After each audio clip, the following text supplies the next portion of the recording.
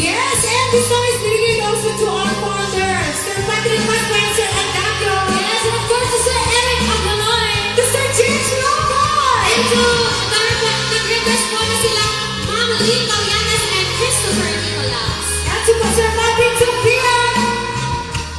To Sir Robert Macayan and Rascaria. Ipanagnet kay di at lumundang mundo at sumli. I get sorry.